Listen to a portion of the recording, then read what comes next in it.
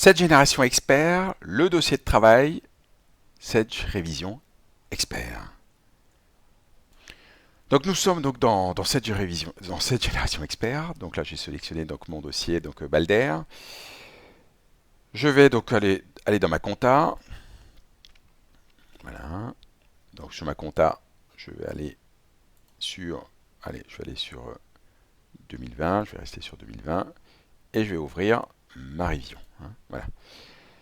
Donc voilà comment se présente donc la révision donc dans cette génération expert. Donc vous retrouvez donc ici les références donc des cycles, les intitulés des cycles, l'avancement donc de la révision, donc la gouvernance de votre dossier de travail. Donc j'ai un réviseur, un superviseur, un signataire. Donc j'ai 3 interlocuteurs, sachant que dans notre dossier on peut réviser à plusieurs. Donc il suffit de se partager donc les cycles, notamment à ce niveau. Donc ça c'est très très pratique. Pour information, c'est que notre dossier de travail se construit en fonction des particularités du dossier. Concrètement, si dans le cycle, j'ai pas de stock, le cycle stock disparaît. Et ça, c'est valable également pour les feuilles de travail. Si je n'ai pas d'emprunt, la feuille de travail sur les 164 n'apparaîtra pas. Idem pour la partie questions.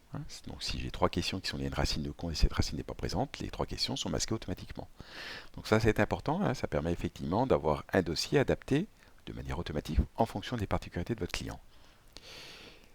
Au niveau donc de ce travail, donc si je vais par exemple sur le cycle trésorerie financement, voilà la structure d'un dossier. Donc on a une feuille maîtresse, note de synthèse, un programme et des feuilles de travail spécifiques. Si je vais donc sur la feuille maîtresse, je constate qu'effectivement j'ai mes comparatifs entre n-1. Donc c'est simple, si je veux faire ma revue analytique, je clique et là j'accède au grand livre. Donc je peux pointer, je vous rappelle, visualiser l'écriture ou aller directement par le biais du clic droit. Je rappelle que les réponses pratiquement dans tous les traitements, donc dans cette génération expert, c'est clic droit. On ne va pas à droite à gauche, on ne va pas dans des menus. On a besoin de reprendre sa doc. Il suffit simplement de faire clic droit et vous obtenez tous les traitements. Je voudrais aller donc sur l'année précédente, vous voyez, donc on peut aller très facilement. Et vous avez notamment toute la fonction, tous les attributs, notamment pour faire des tris, des filtres. Donc j'ai bien mes comparatifs entre n et n-1, sachant qu'au niveau des comparatifs, vous pouvez aller jusqu'à 5 ans. Je retrouve à cet endroit les pièces. Donc pour attacher une pièce, il y a plusieurs façons de le faire.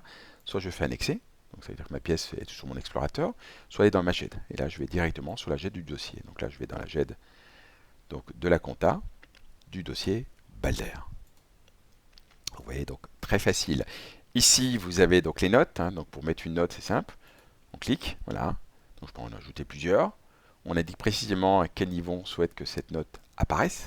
Donc synthèse du cycle, synthèse de révision pour l'expert comptable. Pour l'orientation suivante, donc c'est pour la révision donc de l'exercice suivant ou la révision de la situation suivante. Je rappelle que ce dossier vous permet également de réviser des situations intermédiaires, et aussi votre commentaire peut aussi servir pour la préparation de l'annexe. Et ici, je vais retrouver notamment l'indication si c'est révisé ou supervisé, sachant que je peux tout réviser d'un coup.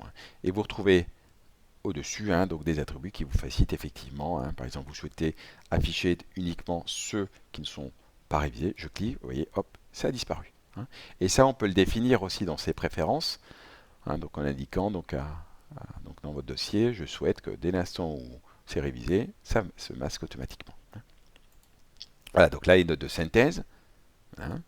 Et le point de travail, comme je vous l'ai précisé, donc les questions réagissent en fonction de la compta. Si j'ai un compte qui est lié à une question et que ce compte n'est pas augmenté, la question est masquée automatiquement. C'est pas besoin de lui dire. Et là, vous avez les feuilles de travail. Donc si je vais sur la feuille d'emprunt, je retrouve donc cette feuille un certain nombre de choses qui ont été alimentées de manière automatique à travers le module emprunt, qui me génère automatiquement toute la partie engagement hors bilan, qui bien entendu me propose donc les écritures, donc d'intérêt couru. Il n'y a plus qu'à les valider. Bien entendu, ça alimente votre 2057, donc il n'y a aucune action à faire pour alimenter la 2057. Donc ça, c'est très très pratique. Si je reviens sur le cycle, allez, si on va sur le cycle par exemple fournisseur, donc on retrouve la même structure. Feuille maîtresse, on retrouve donc les comparatifs entre n et -1.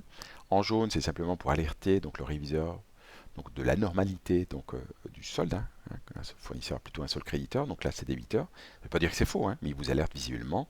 Et pareil, même principe, je peux remonter, je peux aller consulter les factures. Donc Donc là, c'est très très très pratique, hein. Je peux naviguer, je peux faire mes filtres. Voilà, je peux tout faire, hein. Voilà. Donc ça, c'est très très pratique. On est véritablement dans une solution intégrée. Voilà, donc on retrouve le même principe que tout à l'heure, hein, donc pour le cycle trésorerie. Ici, vous avez une feuille de travail sur le palmarès. Pour les FNP, bah, c'est simple. Voilà comment ça se passe, hein. Donc j'ajoute, hein, donc ici, je vais retrouver ici à cet endroit donc les comptes, donc le plan comptable donc, de mon client, hein. Donc je complète donc la ligne. Ici, je ferai un clic droit pour attacher notamment la pièce. Et si je clique, j'accède directement à la pièce, hein. Et les pièces, comme vous pouvez le constater, sont cross-référencées. Donc elles reprennent automatiquement la référence du cycle fournisseur, la référence de la feuille de travail et un numéro. Voilà. Et ça, c'est très très très pratique. Voilà. En plus, vous avez la couleur. Pour attacher une pièce, je peux aussi aller directement sur mon explorateur. Donc, vous allez voir. Donc voilà, donc je suis donc dans mon explorateur Windows.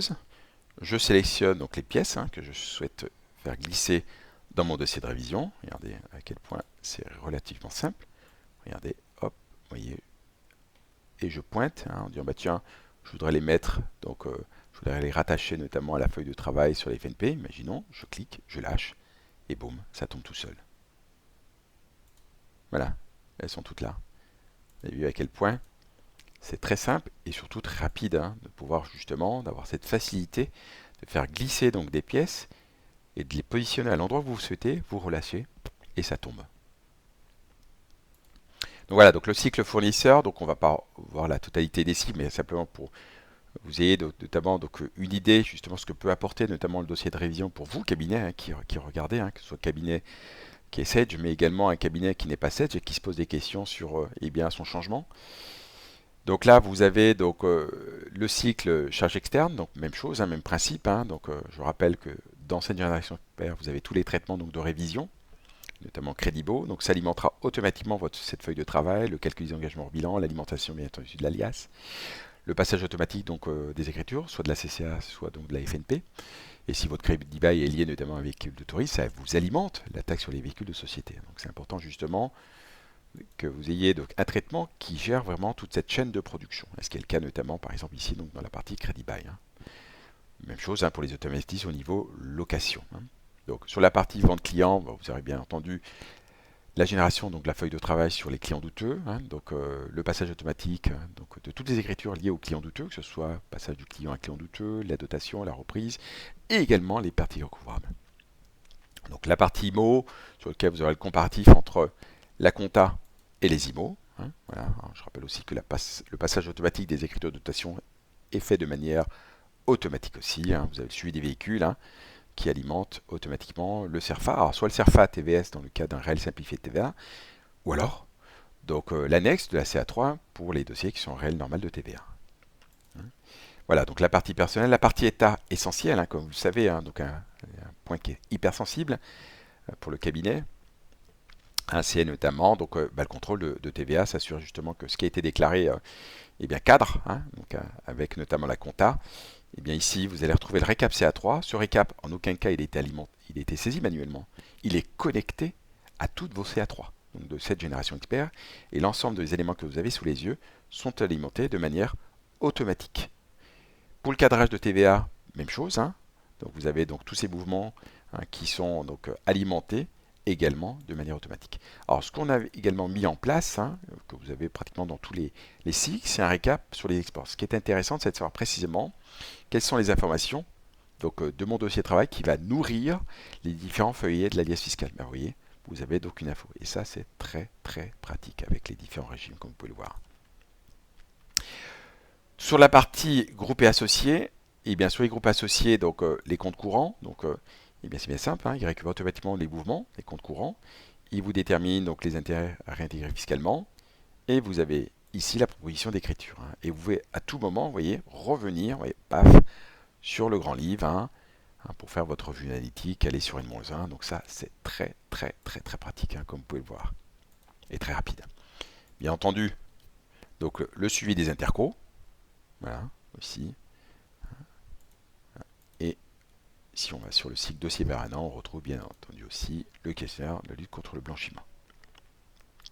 Alors après, donc au niveau donc, de la partie donc, édition, hein, donc vous pouvez bien entendu ici donc éditer pardon, votre dossier de travail, hein, donc avec tous les éléments, y compris les grands livres. Hein, donc ça permet d'avoir effectivement un dossier exhaustif. Hein. Et pour l'édition, hein, je rappelle que au niveau de l'édition, hein, donc là par exemple j'ai pris donc, ma feuille de travail sur les FNP et les pièces, c'est que précisément dans notre dossier de travail, tout se suit. Hein. Donc voilà, donc vous avez précisément, donc là si je, alors, si je coche, imaginons, moi j'aurais pu tout cocher d'un coup, hein, bien entendu, hein, et bien en prévision, vous allez constater qu'effectivement, donc qui suit ma feuille de travail, hein, vous allez voir que l'ensemble donc des pièces suivent, voilà. Donc ça avec la cartouche hein, qui reprend les éléments du dossier de travail. Hein. En aucun cas, hein, quand vous sortez donc un dossier de travail, donc au format PDF ou que vous l'imprimez, vous allez retrouver vos pièces à la fin. Non, chez nous, tout est classé. Et bien ça, si vous avez rattaché donc une pièce sur un compte, c'est bien simple, c'est que la pièce va suivre le compte, tout simplement. Si elle a été rattachée donc sur une feuille de travail, la pièce, elle va suivre donc la feuille de travail. Ça, c'est très pratique. Vous imaginez un commissaire aux comptes se retrouver notamment sur un dossier de révision dans lequel l'ensemble des pièces sont complètement à la fin, pas très pratique pour le travail. Là, on facilite la vie aussi bien pour le cabinet, mais également tous ceux qui auront notamment besoin donc, de consulter le dossier de révision. Voilà. Concernant la partie liasse fiscale, il n'y a rien à faire. J'ai fini ma révision, je ferme et ma liasse se met à jour automatiquement. Donc toute la partie extra comptable hein, sera alimentée de manière automatique.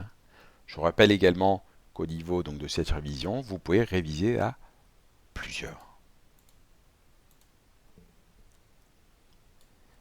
C'était le dossier de travail donc, de Sage Révision Expert, donc dossier de travail sur lequel le cabinet peut soit adopter un des 4 modèles proposés,